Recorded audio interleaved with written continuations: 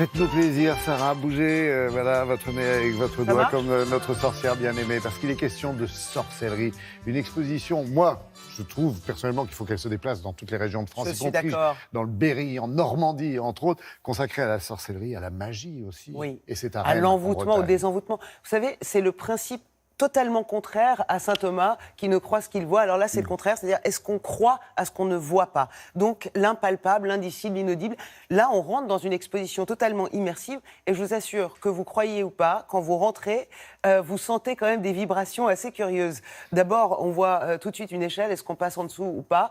Est-ce que c'est finalement... À ses risques et périls. Non, mais c'est ça. C'est-à-dire que d'où vient cette croyance d'ailleurs? Est-ce que c'est ma propre croyance, ou est-ce que c'est parce que mon arrière-grand-mère disait à ma grand-mère, qui a dit à ma mère qu'il ne fallait pas passer en dessous? Et vous savez qu'il ne faut pas être superstitieux parce que ça porte malheur. C'est ça. Alors, c'est exactement ça. D'ailleurs, il précise quand même dans cette exposition que c'est pas forcément la superstition. On est vraiment dans la magie, dans la sorcellerie. Oui, c'est plus sérieux. D'ailleurs, celui qui envoûte peut désenvoûter, et le contraire. Et celui qui peut nuire peut aussi guérir. Il y a des guérisseurs.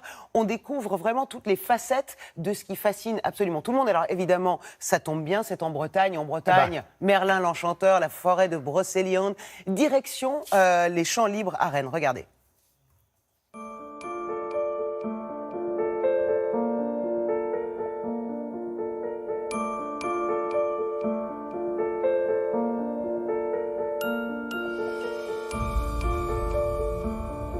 C'est une exposition qui parle des pratiques magiques au sens large.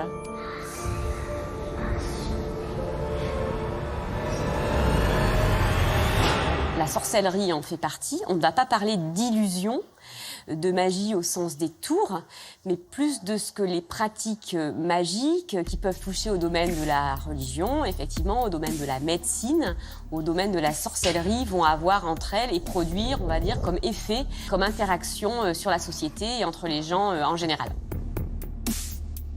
D'abord, il s'agit de percevoir le monde, de le comprendre, de lire les signes, de les interpréter.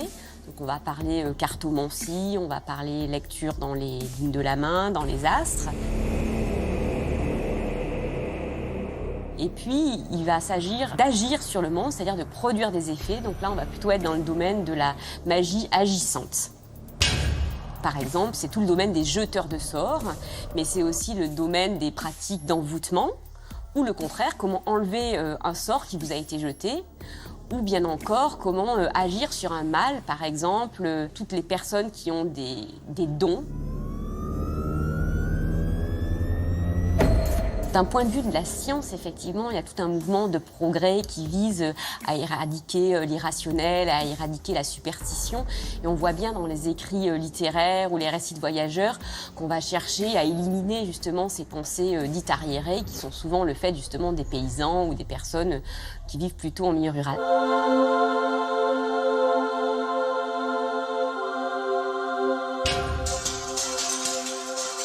On est baigné par ces références culturelles au monde du magique, au domaine des sorcières, qui sont souvent stigmatisées, qui sont vues comme des femmes soit laides et repoussantes, soit des très jeunes femmes, très belles.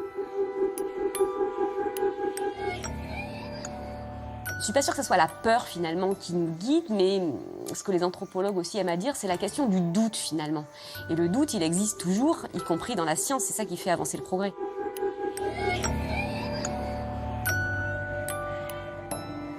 L'objet en soi, finalement, c'est tout ce qui nous reste, toute la matérialité qu'on connaît effectivement de ces pratiques magiques.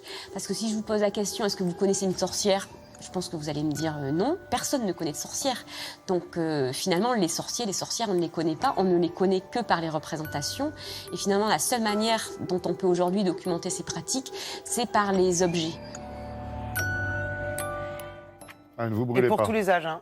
Oui. C'est génial pour les enfants, pour les grands. Oui, à Rennes, Champs Libres, jusqu'au 1er avril. Après, vous pourrez faire des petites blagues, jeter des sorts à vos amis. Voilà.